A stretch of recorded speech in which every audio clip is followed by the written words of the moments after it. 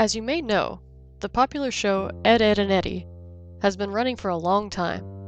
However, between October 7, 2003 and October 21, 2003, episode 34 was accidentally released 1 week before it was scheduled to.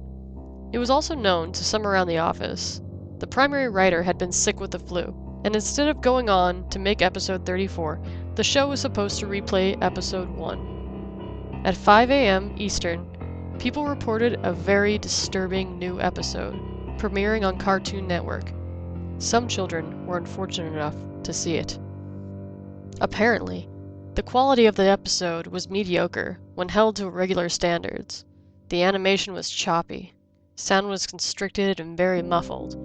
Reports of a line running up and down, similar to the crappy VHS tapes, were received. Scenery was described as overwhelmingly dark and depressing, without changing props and other background objects. Stormy looking. Characters also behaved oddly. Instead of the normal goofy hijinks-inspired personalities, viewers complained they seemed extremely agitated, gratuitously hateful towards each other, inconsistently about to begin sobbing after the lines.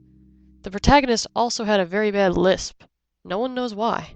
But he spoke with a sexual tone, and that further bothered the viewers. I was one of these viewers. The episode began with Eddy running down the street with Ed. I noted that Double D was missing. There was an angular shot coming from in front of the two to show them walking towards the viewer. He, Eddy, was wearing the angry look that he does when something goes wrong. His eyes were red around the iris. Ed looked absolutely forlorn and practically dragged behind Eddy, tears in his eyes, which were both lazy and looking in opposite outward directions.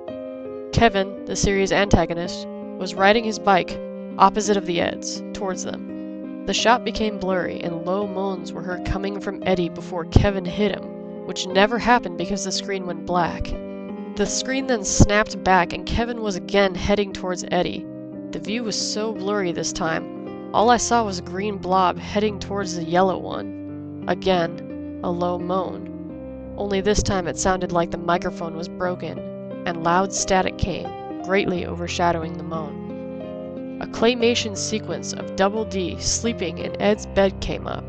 Honestly, it must have just been the abruptness, but I jumped and shivered. Waking up and getting out of bed, he moved oddly around the circular room, the fast pitter-patter of footsteps being the only audio. The steps sound were very clear as I was shown a bird's eye of him scampering around the room. There were no visible doors.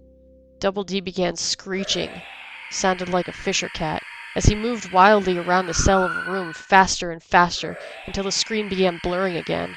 The purple room's color swallowed by a now orange blur. An extreme close-up of Eddy's front door sat in absolute silence from a maddeningly long time. At least 2 minutes of dead silence on a door. Next we see Jimmy and Sarah at a doctor of some sort, probably oral. Jimmy, obstructed in view by a hanging lamp, is crying loudly, and Sarah trying to comfort him in an unusually warm fashion. "It hurts, Sarah. It hurts." Suddenly, the door of the room was smashed open by a new character, a dentist. His face wasn't shown because he was tall enough to be out of the shot. Sarah was escorted out of the room. Jimmy was shown. His headgear was mangled. The front bent upward, stretching his lip very high, tearing proportions. The front of his gums was trickling blood. His teeth were missing. The disturbing part was he had lost both arms and legs beforehand, apparently, and sat as paraplegic. I almost cried as I came to the conclusion that the others had beaten him up and bent his headgear. The camera stayed on his mangled face for a few seconds, still as a picture, silent as ever. Commercials came on. We were instantly assaulted with a very hairy Rolf in his darkened shed fisting the cow repeatedly. The visual loops and gets blurry again as the scene pans out. Naz is reading a magazine on her couch. The quality is now perfect. Eddy is now alone, without Ed. The quality declines worse than before, and he's still walking. The sun now lightening the mood somewhat as he smiles and begins running. The door is shown again, and we see through Eddy's eyes as he reaches out and opens it. His house is nice and bright, but a very badly played violin is blaring, the only audio in the scene as he makes his way through the house.